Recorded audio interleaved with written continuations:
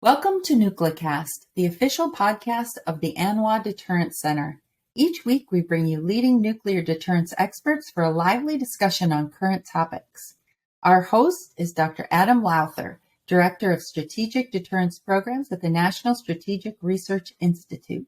The views of the host and the guests are their own.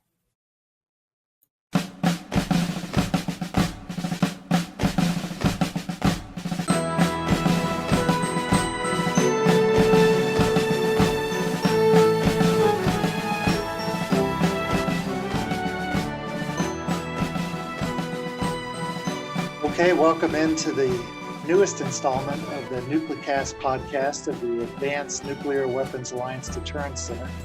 I, of course, am your host, Adam Lowther, Strategic Advisor to ANWA DC. And our guest today is Mr. Peter Huessy. Peter has a very long and distinguished career in Washington, working on national security issues. Thanks for being with us today, Peter, and welcome to the show. Thank you, Adam, for all that you've done and putting that book together about which we're going to be speaking. Yeah, so you bring up the book. Of course, we're talking about a book that we did together last year in 2020 during COVID. It was our pet project for COVID. That book is called Guide to Nuclear Deterrence in the Age of Great Power Competition. Yes. And as you know well, we spent a generation focused on Iraq and Afghanistan. And in recent years, we have refocused our efforts on a rising China and a resurgent Russia. Yes. And so as we focus on these new peer competitors, one of the things we did was we took a look at the nuclear enterprise and we took a look at nuclear deterrence and its relevance today. And so what I wanted to talk to you about was you wrote 2 chapters. And those chapters were focused on strategic stability and the ICBM leg of the triad. Right. And so with your 40 years of insight, I guess the first thing that we really ought to talk about is strategic stability over time. Because you've been there since the Reagan era, and you've watched the role and importance of strategic stability shift and shape over time. So as you look at strategic stability today, are there any lessons from the last 4 decades that you would say are relevant today and should guide us as we look to the future of, nuclear stability? Yeah, absolutely. During most of the Cold War, our principal concern was a Russian invasion of Western Europe, which we feared would precipitate our having to use nuclear weapons to stop them, or the Russians would use nuclear weapons and conventional weapons in combination in going into Western Europe. The other concern was, of course, North Korea going into South Korea, and also to some degree China trying to take over Taiwan. The lesson is that most scenarios about the use of nuclear weapons are going to involve a crisis or a conflict at the conventional level.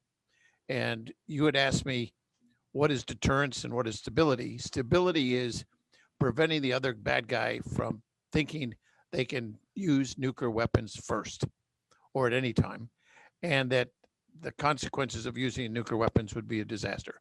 That's what deterrence is. And it's both crisis stability, meaning you don't go to conflict, but also, God forbid, if there's a conventional conflict among the great powers, that it doesn't escalate to a nuclear level. Now, we've had some incidences in the past where, particularly amongst arms control advocates, where they've said, hey, we've come, to the brink of nuclear war. And so part of the argument for limiting nuclear modernization today is that if we have fewer systems, if we have a smaller arsenal, that strategic stability is better preserved with smaller arsenals and fewer systems. What say you? Is this a good idea or is this a bad idea? Well, it all depends on the meaning of the words smaller or reduced. For example, I want bombers around to signal the bad guy. I can put them up in the air. I can send them. We do it a lot. That tells the adversary we're serious, but it doesn't commit us to conflict. And then you have the submarines, and said, no matter how much you want to hit us with, we will always be able to come back with the submarines at sea that are survivable. And there you're talking about, as a guess, 400 to 600 and some odd weapons, warheads. But I want the ICBMs because if you're going to try to hit me with less than an all-out attack, most of my ICBMs are going to be available. And given the fact they're in the middle of the United States, you can't attack them without attacking the sovereign U.S. And that is going to guarantee a response from the President of the United States. Now, if you go to real low levels, like get rid of the ICBMs, which are 400 missiles, you're going to have 10 targets, which if the bad guys take out, we're out of the nuclear business. 3 bomber bases, 2 sub bases, and somewhere between 4 and 6 submarines at sea, all of which can be taken out with non-nuclear systems. So as a number of people have pointed out, senior military people and senior civilians in both the Obama administration and Trump administration, you're bringing North Korea to the table as a competitor that they could take out in conjunction with Russia and China, those 10 systems, and we're out of the nuclear business. For example, if you got rid of ICBMs, which people think we should, some do, you would have not only 10 targets, but your maximum ability to deploy weapons would be no more than we have today. Meaning no upload, no hedge, no insurance policy in case the Russians broke out of the New START treaty. You'd also reduce the number of unalert weapons by over 50%. And the platforms that you would have, you would reduce by 65%. So that kind of reduction is very damaging and very destabilizing. Right now, we have over 500 systems deployed at sea, on land, and given enough warning, we could put our bombers in the air. That's an impossible task for a bad guy or adversary to try to preemptively take out in a crisis. So it's stable in that, is Ambassador Paul Nitze once said, he wants the Russians always to sit down around the table and say, not today, comrade. Yeah, so it sounds very much like a stable balance of terror. Yes.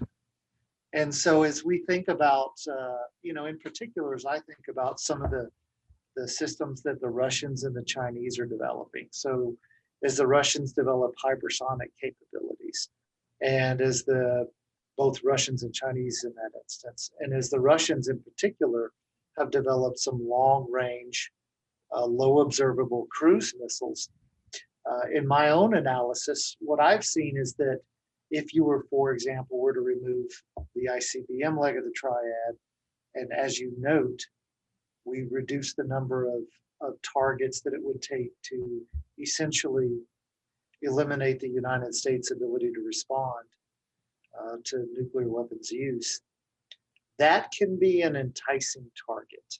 Absolutely. And to me, one of the things that I don't understand, particularly for our friends in the arms control community. So you and I, neither one of us want to go to war. And neither one of us want a war with Russia or China, either conventional or nuclear. And deterrence is the way we seek to prevent war. And for us, we understand that the Russian leadership and the Chinese leadership don't necessarily think and have the same values you and I do. You're exactly right. And that's where it gets dicey, because Russia and China, their idea of deterrence is to stop America from coming to the defense of South Korea, Taiwan, Latvia, Ukraine. You pick the country where you think Russia or China might want to commit aggression. Their idea, the Chinese and Russians, do you think of deterrence as preventing us from coming to the defense of our friends? Their idea of nuclear weapons is to use them as a coercive power to basically get us to stand down. To give you an example, our vice chairman of the Joint Chiefs of Staff, John Hyten, and Brad Roberts, who's head of the Lawrence Livermore Nuclear Lab World CGSR, I think, is where he right. is. It's kind of a think tank about security issues.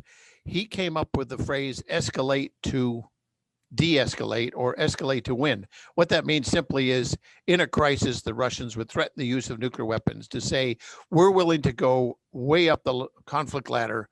you have to stand down and not come to the defense of your friends. Meaning we want an unfettered ability to commit aggression. That's a vastly different conception of nuclear weapons than ours, which is we're trying to prevent someone from getting attacked. The Russians are trying to make sure that if they attack somebody, no one comes after them. That's a very, very big difference. And as now our military is saying, we have never had a conventional conflict with a nuclear armed power. And now we have a potential to have two simultaneously. That is, Steve Blank and I have talked about. Steve used to be head of the Russian center up at the Army Carlisle War College. And he's now with the U.S. Institute of Peace as well as the American Foreign Policy Council. He and I have been writing about the tremendous number of times the Russians and the Chinese are now cooperating militarily in the Middle East and in the Pacific and in other places. And my worry is they are going to, if one goes after somebody in Taiwan, the Russians may decide to bite off a little bit of Latvia and use it as a fait accompli, saying, see, you didn't come to your defense of your friends. That would destroy NATO, which has been a long-term Russian objective. And China, of course, wants Taiwan back, but they don't want to go to end up in a war with us if that happens. So my worry is, you're exactly right. They see nuclear weapons as a diplomatic, political, and military tool to allow them to commit aggression without consequence. Yeah, if you think back to when Donald Rumsfeld was Secretary of Defense, he, very famously said, "Weakness is provocative." And as we think about reducing our own nuclear arsenal, we certainly understand our intent as Americans. Americans are not inherently aggressive, and we're not expansionists, but our adversaries, the Russians and the Chinese, don't necessarily think like we do. No, they don't. So where our intentions may be good, the perception of the Russians and the Chinese may see that goodness as weakness instead. Well, certainly if you start talking about, as Senator Markey of Massachusetts has proposed with a couple of other senators and House members, to unilaterally, I want to emphasize, unilaterally eliminate all ICBMs, that's 400 missiles, cut the number of submarines from 12, they say down to 8, but there's a problem. Unless you bring in a new submarine for every one that goes out, you're going to end up then with 6 submarines, which would cut the number of missiles by another over about 120. And on top of it, you get rid of the cruise missile for the bomber, meaning for our bomber to hit the targets, they got to penetrate very significant air defenses. And also it takes a long time to get there. We would end up with a nuclear arsenal smaller than any other time since the 1950s, at a time when China, as General Tim Ray, the head of Global Strike Command, said today, the Chinese are putting the nuclear pedal to the metal. They are going all out. And he says every time the intelligence community assesses what the Chinese are building, they come back and tell the commanders they're building more than we thought. And on top of which this is quite interesting, since 1997, the United States has not built a single new missile, bomber, submarine, or cruise missile that's nuclear armed. The Russians have 26 new systems since Mr. Putin became president of Russia. 20 of them were started and developed and deployed after the New START treaty. And parenthetically, let me just argue that if our modernization program is too much, it's 95% of all our nuclear weapons are fit under the New START treaty. Only 45% of the Russians and 0% of the Chinese. So we are complying with the New START treaty. And I tell my arms control friends, how could you describe that as an arms race when it's perfectly consistent with the arms control treaty, which you all supported as making sure an arms race doesn't happen? And the issue is Russia simply has the majority of its nuclear weapons now outside the treaty and has just announced 2 new long-range strategic nuclear systems that they are building. Wow, that's certainly problematic. I tell you what, Peter, it's about halfway through the show. So why don't we go ahead and take a break, and we'll be back in a minute.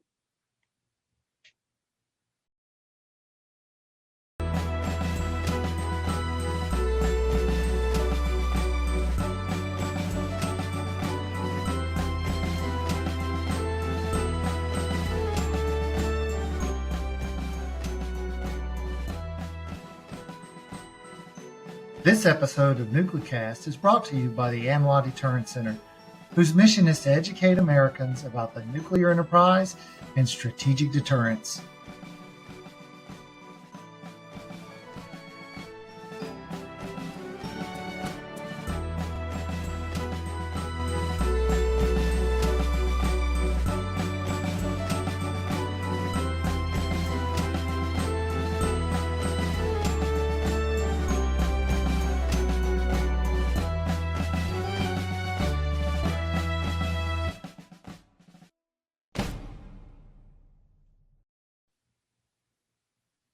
All right, and we're back, and welcome into NucleCast. I am your host, Adam Lowther, and I am speaking to Peter Huessy today.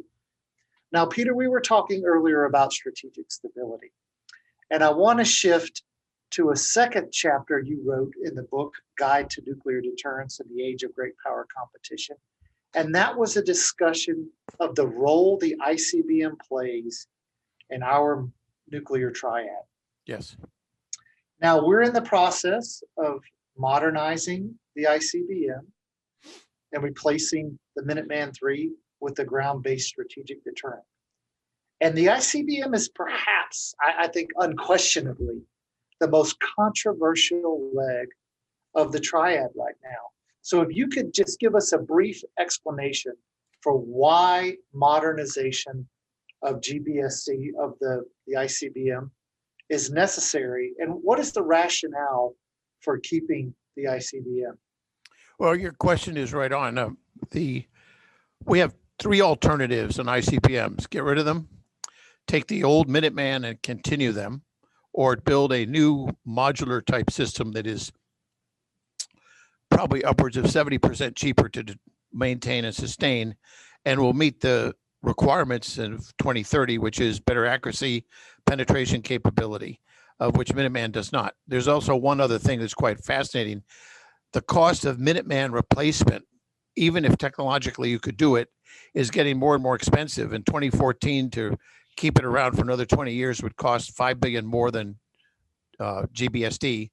In 2017, 18, 19, the number went up to $20 billion more. And now it's $38 billion more over the lifetime of Minuteman if you could continue it, what's called a service life extension program. So our choices now are build GBSD or go out of the nuclear business. And I pointed out the detriment of if you don't go to ICBMs. What's the value? The critics say in 1979 and 80, there was a false warning of Russian attack from the sea and from the coming over the poles with ICBMs and SLBMs. And this supposedly triggered a panic in the White House, and that we almost launched by mistake a retaliatory strike. None of that is true, except for there was two false warnings. And believe it or not, Barry Goldwater, the former senator from Arizona, and Gary Hart, the former senator from Colorado, both ran for president. One as a candidate in the primary and one ran against Lyndon Johnson. They wrote a report on this, and they said, yes, there were two false reports, but guess what? In a matter of about 20 minutes, it was determined that it was false. It was a test message, and there was a computer chip that was screwy that they fixed, and guess what? It's never happened since. But that has been the main argument of the critics, that a false warning could trigger a president to launch quickly because the ICBMs are in silos. The Russians know where the silos are. And if you didn't want to worry, if you worried about losing the silos and the missiles in them, you'd launch quickly. But that assumes that an all-out Russian attack with 900 warheads to kill 400 missile silos and their 45 launch control centers, meaning you have to put 2 warheads on each target, that the Russians are crazy enough, either in a crisis or day-to-day, to launch what, again, my friend Paul Nitze called the Armageddon option, meaning let's go commit suicide. So if you're not going to launch everything at us, then the ICBMs are perfectly survivable. And remember the old FedEx ad, when it absolutely positively has to get there overnight. Well, this is when it absolutely positively has to get there in 30 minutes. What it does is hold at risk all the Russian military assets they value. I can take out in 30 minutes, and you won't have left over after the conflict to engage in the hegemony and being the big shot of the world, you're not going to have any military power to exercise. Well, that's not their objective. Their objective is to take over territory and get us to stand down. If we can take out their military capability, and an ICBM, given its accuracy, its promptness, its very good command and control, it holds at risk the entire range of Russian targets. Now, people say, oh, that's too much. You don't need all that. The subs can do it, or the bombers. And as Larry Welch, who was the former chief of staff of the Air Force and the head of Stratcom, wrote an article just today in which he said, how do you know what deters Xi Jinping and Vladimir Putin? They don't tell us. So what do we've got? We have 70 years of nuclear deterrence where never has a nuclear weapon been used against the United States or our allies, not once. And to give you an example, since the Cuban Missile Crisis, when John Kennedy said, thank God for Minuteman, that was my ace in the hole that stared down the Soviets. We have been on alert 72 million minutes. And not once has the President of the United States ever ordered the launch of a ballistic missile armed with a nuclear weapon. And even more importantly, if we saw a launch from our satellites and our radars confirmed the direction it was coming, we would put together what's called a launch conference of all senior commanders, and then a threat conference about what does this mean. As a former head of Stratcom told me just the other day, we have never convened either in the entire history of the Cold War and in the higher history of the post-Cold War. So not once in the nuclear age, which means we're doing something right. So the question is, since Xi Jinping and Putin don't tell you, oh no, you don't have to do that. It worked for 70 years, but you can change and reduce your forces, go on a holiday for a while, forget about modernization, give away things for free, and that all work? I don't think so. You really are betting.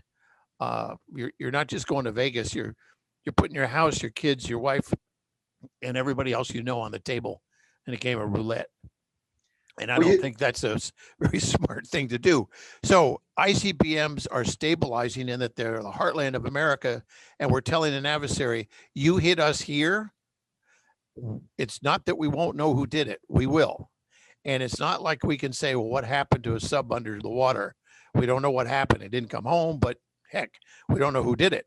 So this would not be a surreptitious attack. It would not be a limited attack. It would not be something where we would say, gee, I wonder who did that.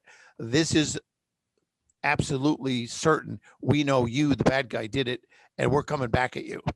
So that's why ICBMs, since they were first deployed, the day John Kennedy announced the Russians had put missiles in Cuba, that's when Minuteman went on alert. And ever since that time, through the Middle East crisis and wars in Vietnam and wars in Korea and other parts of the world, the stabilizing nature of ICBMs have kept the peace. That's not something to dismiss. And so there's no destabilizing nature. As the chief of staff of the Air Force, who recently retired, told me, they are so complicate a Russian task and a Chinese task, they can't possibly take out all the missiles, all the launch control centers, all the sub bases, all the bomber bases, command and control, everything. They cannot do that simultaneously. So that's what deterrence is. And ICBMs are central to that because they're on alert 100% of the time. And let me conclude with this. I don't have to change a single thing with the ICBMs to deter. I don't have to put them on alert. I don't have to change where they're deployed. Day to day, they're exactly the same. So the bad guy knows. They don't have to look and say, well, what is America doing? I can put my bombers in the air and they know, well, wait, what are they doing? They're signaling. And our submarines are already at sea, and I could put a couple more at sea, but that again is a signal that we're serious. You know, you bring up a great point, and something else that I often think about is I look at Russian and Chinese modernization efforts, and the Russians and the Chinese are clearly ahead of us in nuclear modernization. Yes. And what I ask myself is, if ICBMs are irrelevant, why is the Russian and Chinese modernization program focused on modernizing their own ICBMs? Yes, to the great, that's very true. The Russians have always looked at ICBMs, particularly big missiles with a lot of warheads, as first strike weapons. And when Reagan came in, the Russians were on pace to build up to 12,000 deployed strategic nuclear weapons under the SALT II treaty. We could also go up to that number, which we did. But Reagan said, I'm going to reverse the whole paradigm.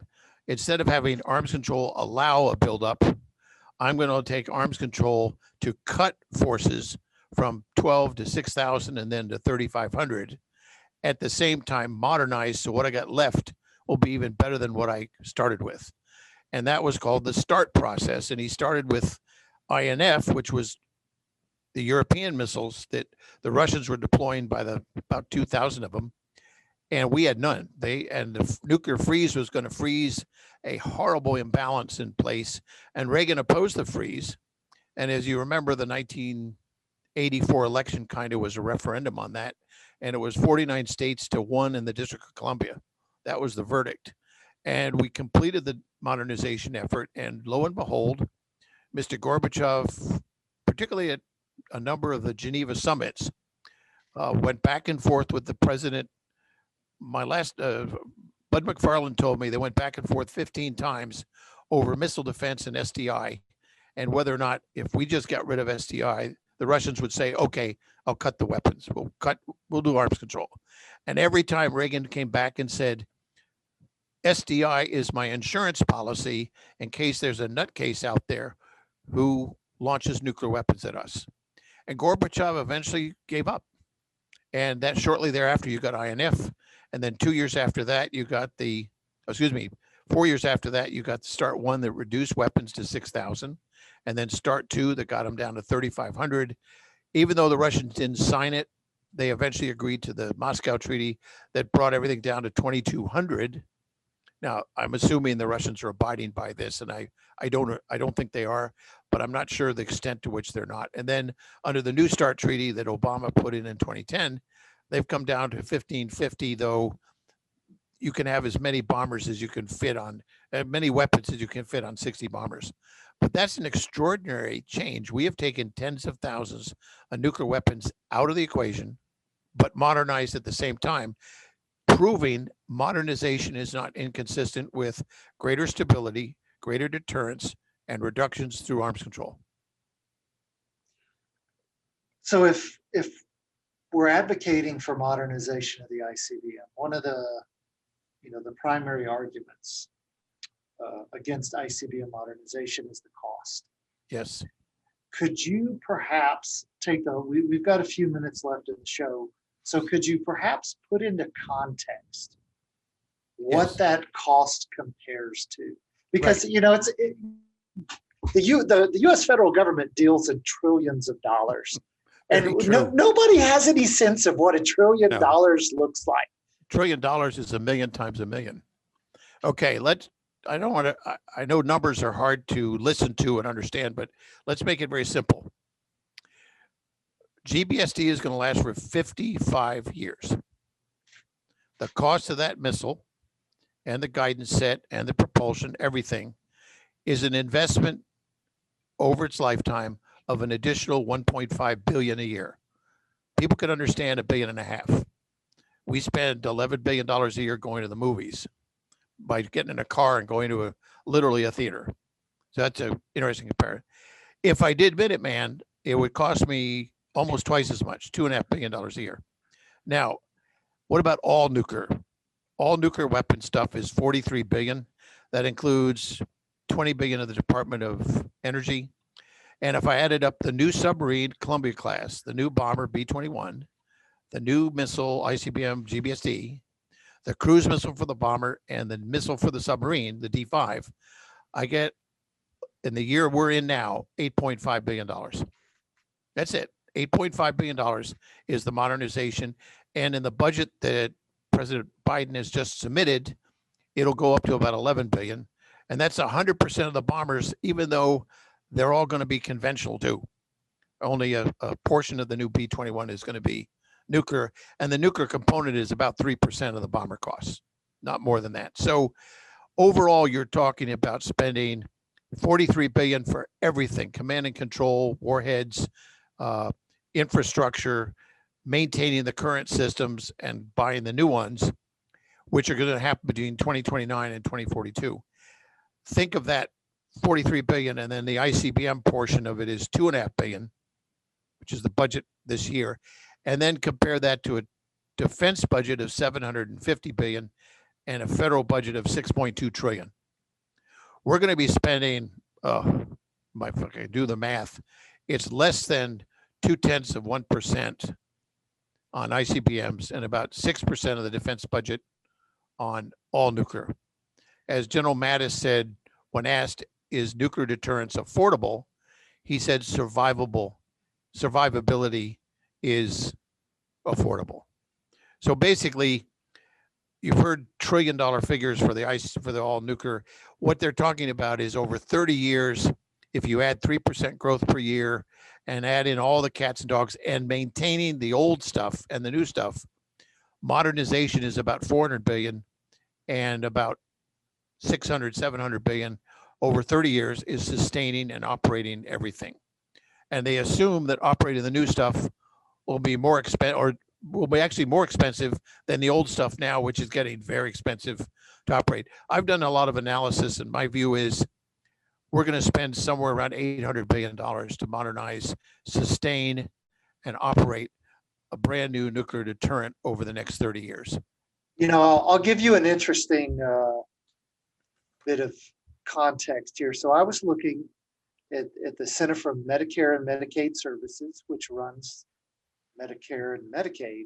And I came across some data on their waste, fraud, and abuse figures. Yes. And maybe you know this already, but they estimate that the two programs, Medicare and Medicaid, lose about 70 right. billion dollars per year to waste, fraud, and abuse. Yes, that's true. There's another figure that's even more interesting, but it's from the same one you've got. Because I've done this defense stuff for so many years, you have to know the budget of the United States, because there are always people, the critics are always claiming we're spending too much. And my view is, okay, and I know the budget of the United States, I think as well as anybody, though it's amazingly complex, but you're right. Do you know how much money the government spends and sends checks to the wrong people? Meaning it's like food stamp fraud and Medicaid fraud and Medicare fraud, but also just sending stuff to the wrong people. And how much is it, Peter? $147 billion a year, meaning over 30 years, you're talking about $4.2 trillion, which would pay for 5 times the nuclear modernization effort. So if we could go find 20% of that fraud per year, and you see stories about Medicare fraud, the guy, people being arrested, and there's ways to do it. I've talked to the fraud people in credit card companies, and they say, look, the government of the United States does not manage itself like a business. And if you did that, we could take 20% of that fraud, and that would pay for the entire nuclear modernization effort. So why not do it? Because it's, as the Geico guy says, it's free money or easy money. And as we wrap it up, I think that the takeaway here is nuclear weapons are imminently affordable. Yes, I would agree. Well, Peter, we had a great show today, and I want to thank you for being here. We very much enjoyed having you. And I want to thank the audience and listeners for joining us on NucleCast. And we look forward to seeing you on the next episode.